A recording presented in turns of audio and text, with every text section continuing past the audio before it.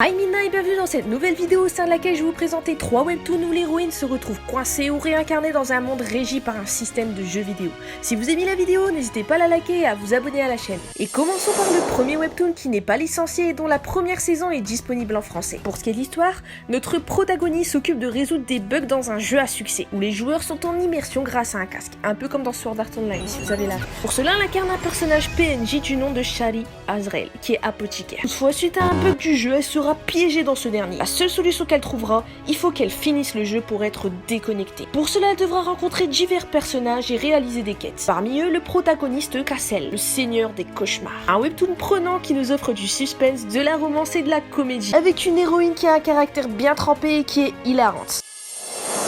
Le second webtoon n'est pas licencié et 46 chapitres sont disponibles en français. Il ressemble beaucoup au webtoon lecteur omniscient sur plusieurs aspects. Pour ce qui est d'histoire, après 58 tentatives pour vaincre le boss au sommet de la tour, notre héroïne coincée dans un roman d'action en tant que chasseuse de rang S a enfin vaincu le maître de la tour. Alors qu'elle pensait enfin réintégrer son monde d'origine, le maître de la tour lui lança une malédiction qui provoqua une erreur du système.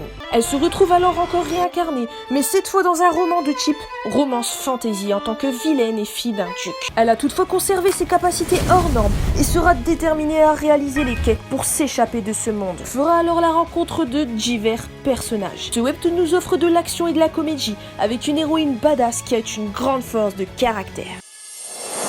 Le second webtoon que je vais vous présenter compte à ce jour 157 chapitres. Il est licencié par Dailytoon et édité en version papier par Kotoon. Pour ce qui est d'histoire, après avoir passé la nuit à jouer à un otome game à succès, notre protagoniste se réveille dans le jeu lui-même, et ce, au niveau difficile, en tant que la méchante Pénélope, fille adoptive d'un riche duc. Elle s'identifiera beaucoup à l'héroïne du jeu qui a une situation familiale similaire à la sienne. Notre protagoniste se retrouvera donc à mettre en place des stratégies pour survivre, le seul moyen pour finir le jeu étant d'augmenter le pourcentage d'affinité des personnages masculins jusqu'à ce qu'il atteigne 100% pour l'un d'entre eux, chose très compliquée au niveau difficile. Elle fera donc la rencontre des différents héros masculins avec la crainte de mourir à tout moment. Un webtoon qui nous offre de la romance, du suspense et un très beau graphisme.